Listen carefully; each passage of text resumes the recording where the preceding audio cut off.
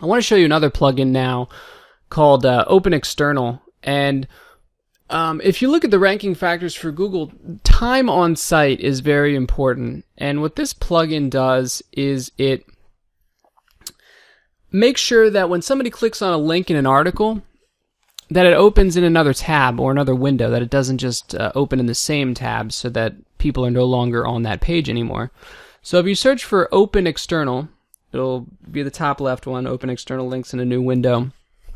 This will make sure that people, whenever they click on a link, it opens in a new tab so that they're still technically on your site if you happen to send them to an external site. And if the link that they click on is just another page on your site, now they have two pages open on your site. I just want to give you a short demo of what I meant by using the plugin Open External to open links either in a new tab or stay on the same website, because I don't mean to use that for every single link. So for example, we're here on seomark.co.uk, and when I click on a link, it opens up a new tab, right? Because it's a different website. Now, if I click on a link that keeps me on this same page, right? It's just the contact form. It doesn't open a new tab. And this is good for SEO because the amount of time that people spend on your site, in Google's eyes, is based on the time from when they left the first page on your site and went to a different page on your site. So if somebody opens up a page on your site and just stays on that one page, Google doesn't know how long they spent on that page. They have to open up a second one. So opening links internally can be smart if you're not sending them to an external website.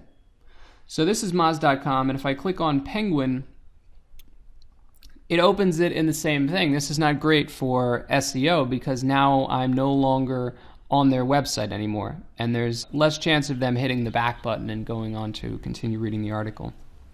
So this is what I meant by the Open External plugin and how you can use it selectively depending on what type of link they're going to be opening. Just want to sneak this in here.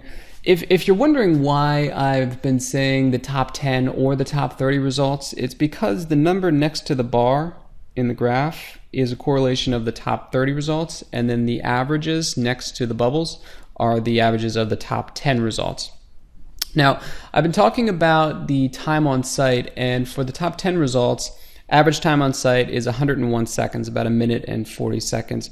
And internal links are going to increase that because they give people a chance to click on something else on your page, go to another post you've written, increase your time on site, and then increase your ranking in the search results. It's also good because it lowers your bounce rate.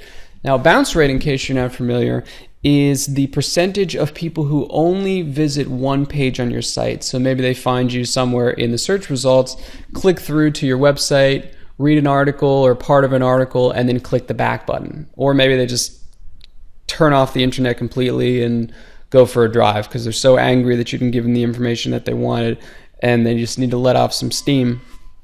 So that's bounce rate. Bounce rate for the top 10 results was about 37%. So only 37% of people who visit a result in the top 10 or the first page of the Google search results end up clicking the back button or going for a drive. And these numbers are going to be increasingly important in 2015 as well, because the time on site should increase as the word count goes up. Like I said, it's about 1,000 words right now. For the top 10 results, probably going to go up to about 1,600, 1,700, maybe even 2,000 in 2015. And then the bounce rate is going to drop as people become better at linking internally and providing more resources on their websites. So pay attention to these in particular in 2015.